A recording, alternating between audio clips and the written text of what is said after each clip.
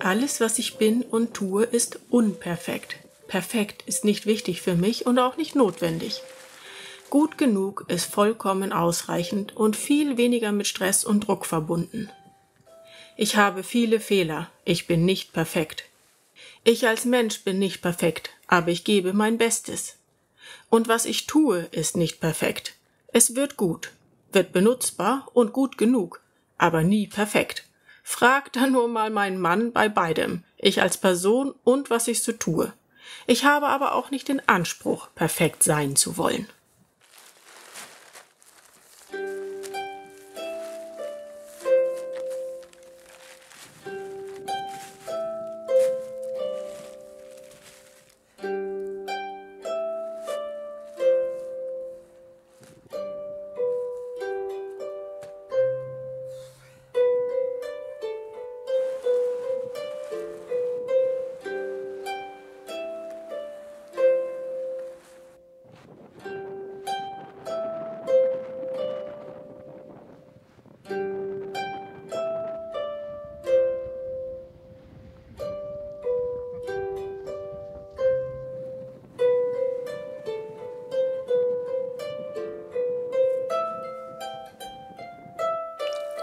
Und schon taut es wieder, immer im Wechsel, Schnee, Tauen, Frost, Regen, Schnee, Tauen. Ich bin gespannt, wie oft noch, bis dann endlich der Frühling kommt. Und mein Ballen hat es überlebt, den Schneesturm, alles steht noch wie es soll.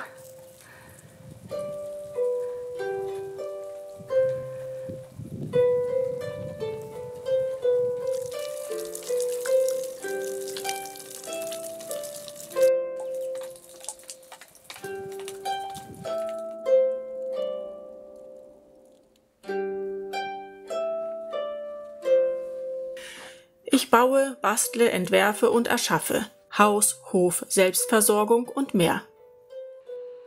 Doch ich habe nie den Anspruch, dass es perfekt werden soll. Es soll nur funktionieren und so einfach wie möglich sein. Mein Leben und meine Arbeit so einfach wie möglich gestalten. Ich lebe nach dem Motto, Kleinvieh macht auch Mist. Und ich arbeite in jeder Hinsicht danach.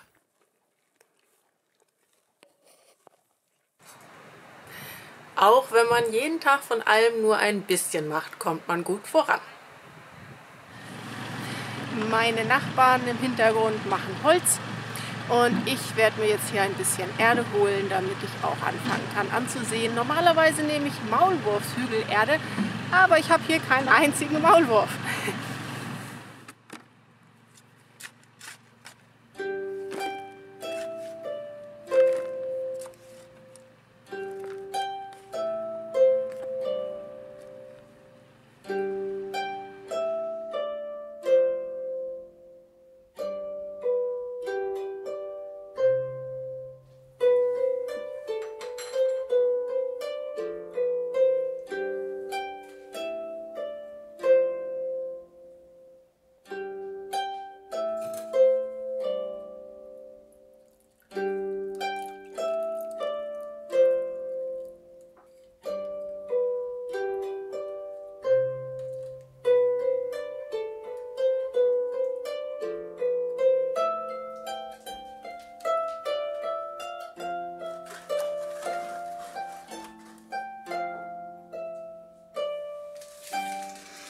Ich werde jetzt hier drinnen ein bisschen Radieschen säen, denn das soll drinnen auch gehen. Ich habe das noch nicht probiert. Ich baue drinnen ja sonst nur Erbsengrün an und Sprossen. Und ich werde jetzt mal versuchen, Radieschen und auch Salat drinnen zu ziehen. Und ich werde dieses Jahr das erste Mal Knollensellerie versuchen anzubauen, denn Knollensellerie, also Sellerie, ist ja nicht so einfach, habe ich mir sagen lassen und auch gelesen. So, da bin ich sehr gespannt. Ich werde es einfach mal probieren.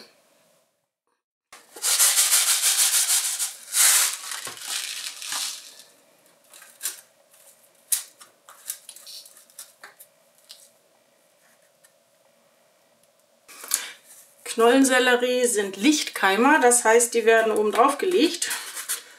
Jetzt muss ich mal gucken. Wow, ist das Miniatursaat. Okay, wie gesagt, mein erstes Mal. Ich glaube, da werde ich jetzt erstmal hier nochmal oben Wasser raufgießen. Mal gucken.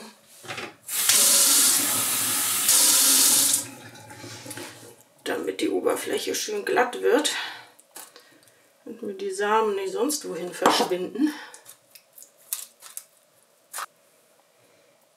Also ich werde es jetzt einfach mal recht dicht aussehen und dann später vereinzeln, für den Fall, dass überhaupt was kommt.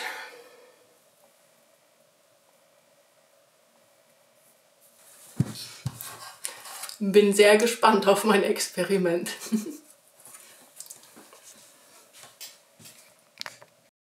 Selbst Gemüse und Kartoffeln anbauen für das ganze Jahr.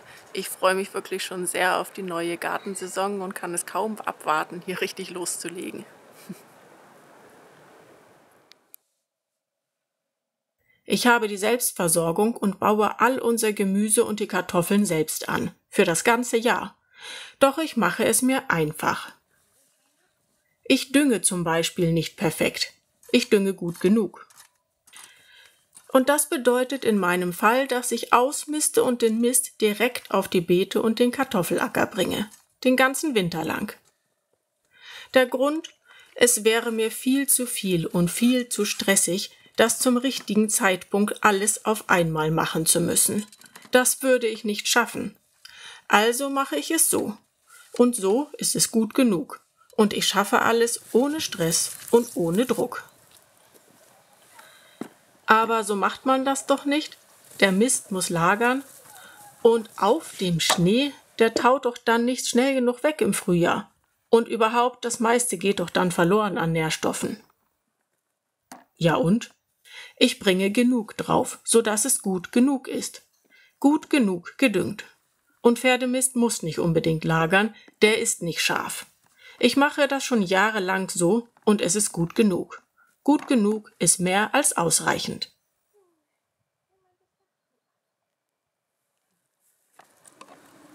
Mein Kartoffelacker.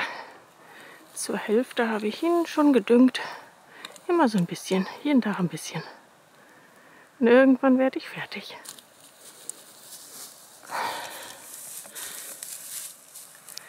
Ein bisschen habe ich auch schon mit der Beetvorbereitung angefangen. Jetzt, wo es ein paar Tage zwischendurch gibt, wo der Frost nicht mehr so im Boden ist. Man kann es ja nicht abwarten. Ich muss jede Menge Unkraut entfernen, weil ich da im Herbst nicht mehr zugekommen bin. Da war so viel anderes zu tun. Und den Boden ein bisschen auflockern. Also einfach schon anfangen. Und immer ein Beet nach dem anderen, immer einen Schritt nach dem anderen. Manchmal mache ich nur ein halbes Beet an einem Tag. Und manchmal gar nichts, wenn der Frost wieder da ist. Immer ganz langsam, ein Schritt nach dem anderen und es wird fertig.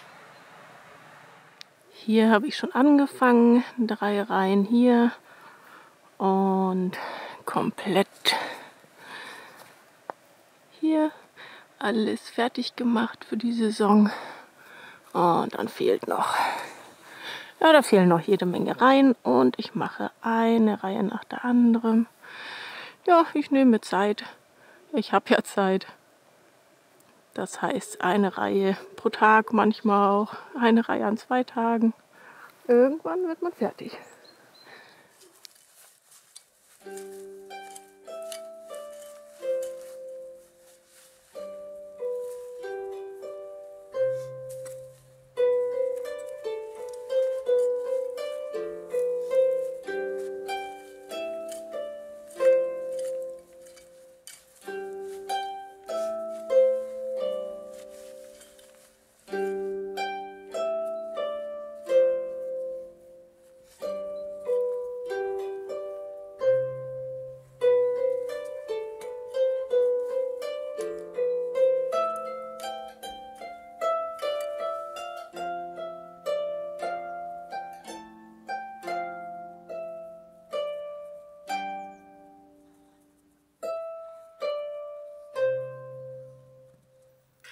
Genau so mache ich es mit allem.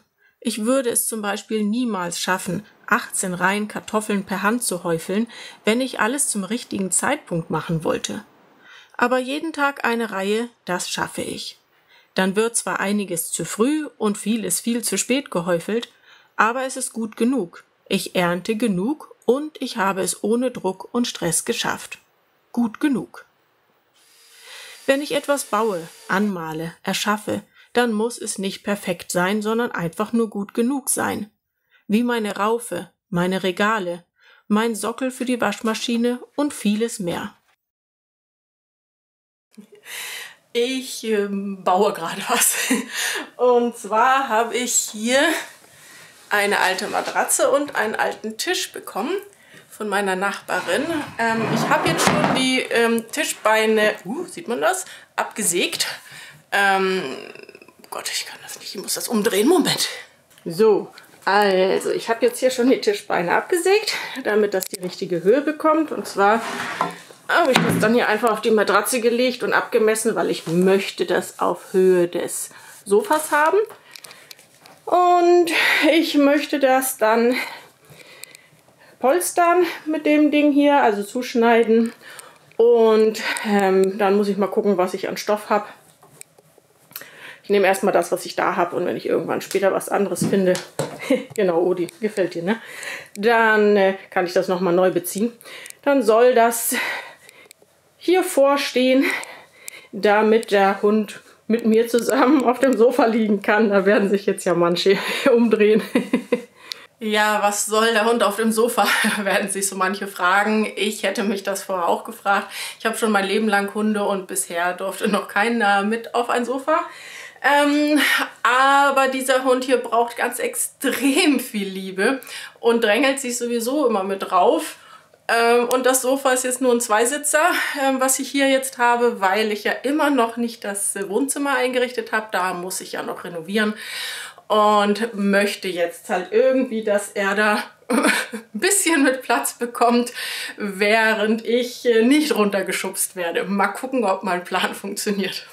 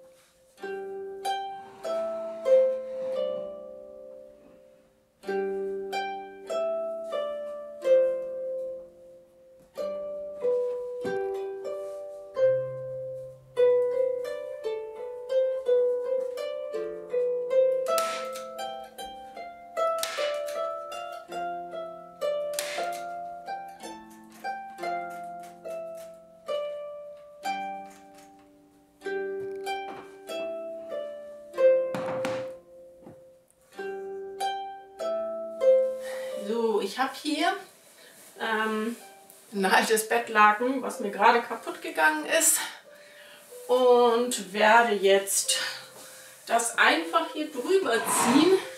Dann sieht das ein bisschen besser aus und ja, und dann muss ich erstmal gucken, ob das überhaupt so funktioniert, wie ich mir das vorstelle.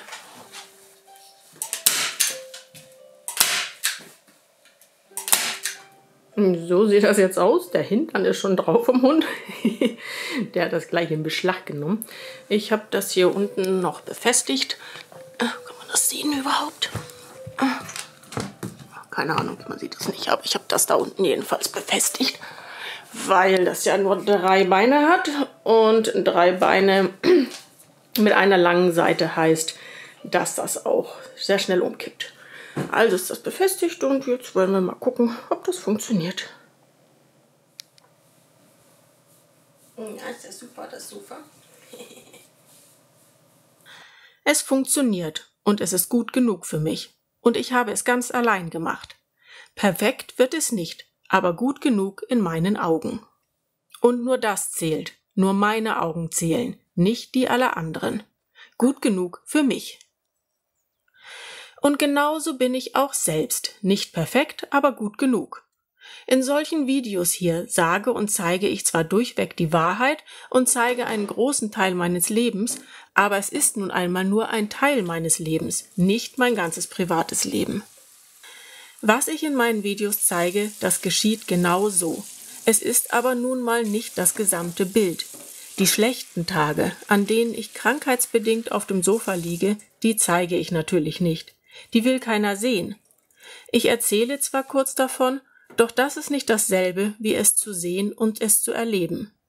Mein Mann muss sich sehr anpassen, was Lärm und vieles mehr angeht, denn sonst verschlechtert sich mein Zustand. Viel Energie, um etwas gemeinsam zu unternehmen, besteht bei mir nicht. Er muss das alles dann alleine machen. Es ist wirklich nicht einfach, mit mir zusammenzuleben. Und eine ganz normale Frau bin ich auch, die jeden Monat eine Woche lang eine ziemlich kurze Geduldsspanne hat, wo mein Mann gelernt hat, sich fernzuhalten. Ich warne ihn dann immer schon vor, es ist wieder soweit. Lass mich lieber in Ruhe, bis die Hormone sich wieder sortiert haben.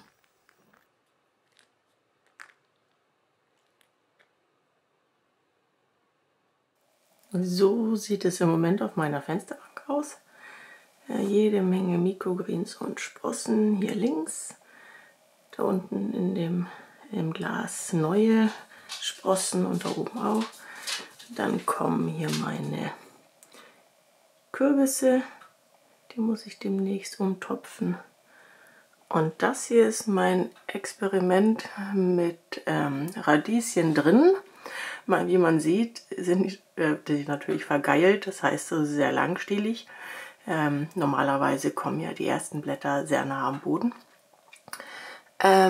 Ich bin gespannt, ob es Radieschen gibt, aber wenn nicht, macht das auch nichts, denn man kann ja das Kraut auch essen. Das heißt dann, dass ich das einfach wachsen und habe dann Grünzeug zu essen. Jo. Und hier auf einer anderen Fensterbank kommt die Sonne etwas später hin. Die dreht und dann kommt sie und dann scheint sie hier voll rein. Hier sind meine kleinen Paprikapflanzen. Die muss ich auch demnächst umtopfen. Und hier ist mein Experiment. Das erste Mal habe ich ausgesät, wie heißt es jetzt? Sellerie.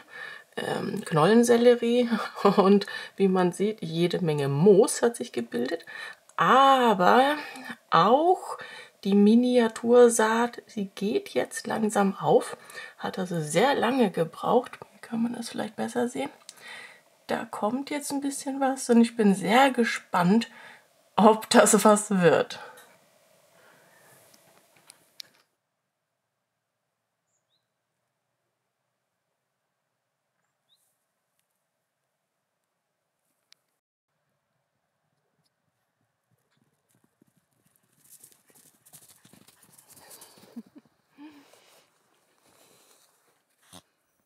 Ich habe noch einen zweiten YouTube-Kanal, Weg ins Glück. Dort spreche ich darüber, wie ich ein glückliches Leben führe. Und alles, was ich dort sage, stimmt natürlich auch.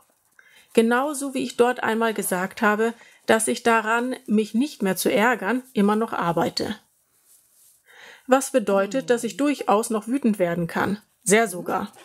Hier auf Autark Woman, einfaches Leben, erzähle ich vom langsamen Leben und von meiner inneren Ruhe und von allem, was ich hier so tue. Und ja, das ist alles vollkommen richtig. Doch ich bin ein Mensch. Egal wie sehr ich die meiste Zeit selbst in mir ruhe, bin auch ich nicht vor Emotionen gefeit. Das will ich auch gar nicht. Man darf auch mal wütend werden. Das ist vollkommen normal. Nur echte Wutanfälle, die braucht niemand. Ich auch nicht. Also arbeite ich an mir, täglich, wie mit so vielen Sachen. Ich bin nicht perfekt, aber gut genug.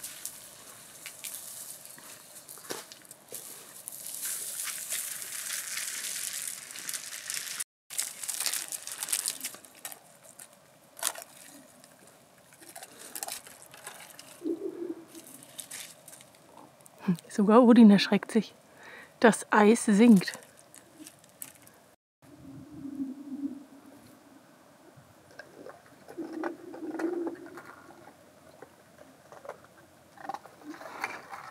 Odin nervt mit seinem Geknusper, das hört man da nicht so gut. Der frisst nämlich die Eisschollen.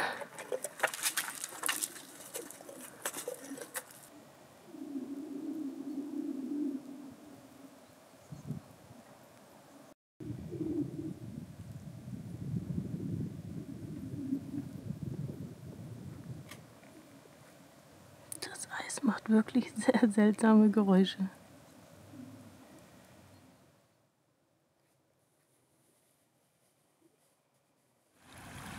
Odin und ich sind ein bisschen spazieren am See. Und natürlich nur mein Handy dabei, sonst ist mir das zu schwer. Aber wir sitzen hier an so einem kleinen Flüsslein, der da runterkommt aus den Bergen. Und es ist gerade richtig schön sonnig, warm, richtig Frühlingsgefühl. Aber es soll noch mal kalt werden. Aber im Moment ist es gerade richtig schön warm. Und ich sitze hier auf dem Stein. Ne, Udin?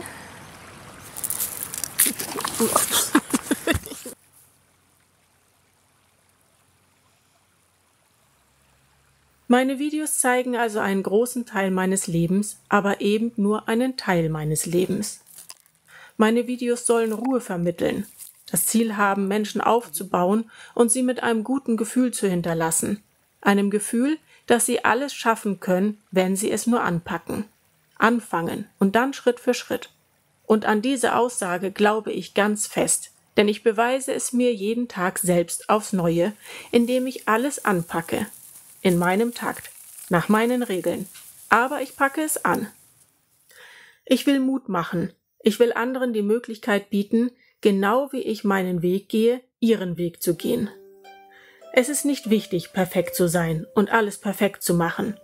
Gut genug ist vollkommen gut genug.